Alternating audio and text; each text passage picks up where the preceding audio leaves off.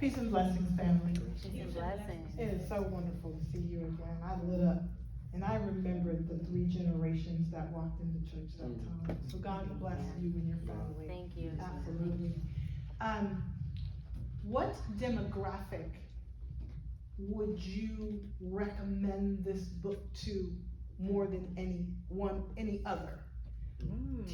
High school boys, young men in prison, gangbangers if they read. I mean, who do you think that if they gave this book an opportunity would benefit the most from your experience?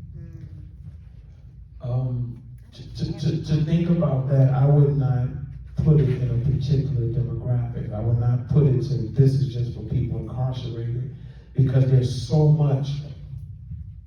One of the things I realized when I went away, you think that you're the only one locked up. Yeah. But what about your mom? What about your children? What about the significant other that you're with? So many people are impacted by your choices. It's not just you. And again, that's the victim saying, woe is me. But the reality is, so many people are impacted. If you could turn to, could you hand me one of the books real quick? Just turn to the first page if you can. Let me see, where is it? Page 8. Turn with me. Page 8, this middle paragraph. Is everybody, you have a book, you there? Okay, page 8. If you're gonna buy a book, we're gonna let you look at it real quick. So look, page 8, you got page 8, right? The middle paragraph, page 8, which is right here, right? Listen to this, towards the bottom.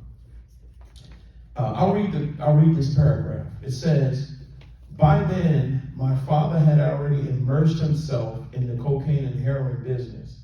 He sold a half a kilo of cocaine at the Big Track, an after-hours gambling den where the likes of kingpins, the American gangster Frank Lucas, and Black Caesar Matthews would shoot dice for $20,000 per game. It says, when my father and his girlfriend, Addie Barnes, a Harlem legend, stepped into the nightlife in their matching chinchilla coats and hats, it appeared, and I actually have this picture of these two. I showed my wife, she was laughing, of this picture with these coats and hats on.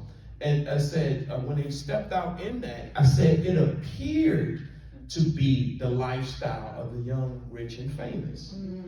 While hanging with comedians like Red Fox, the Playboy Club, and vacationing beyond the shores of the United States looked like the good life, it was actually the beginning of a generational curse that impacted every male seed 4 generations that came afterwards.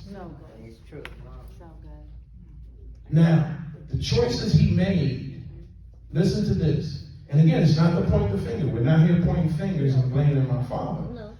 But if he was a construction worker, if he was an entrepreneur, not a pharmaceutical entrepreneur, but if he had his own clothing line or car dealership, it would have caused the seeds to desire that, right?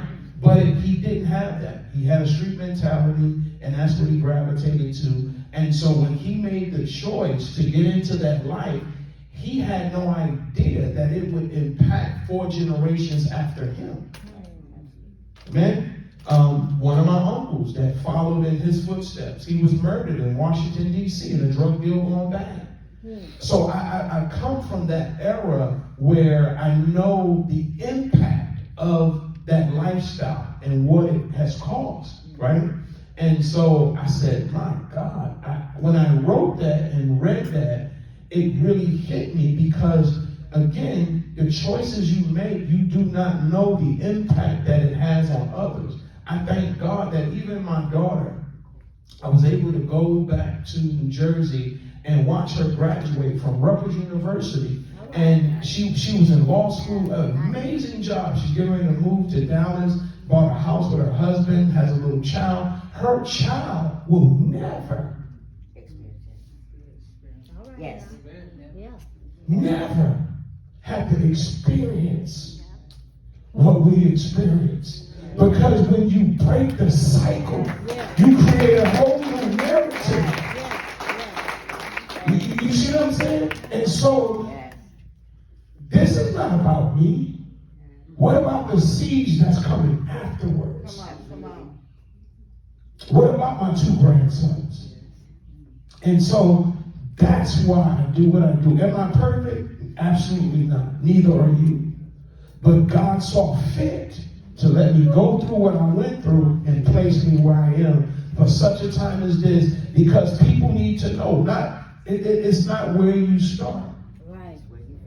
It's how you finish.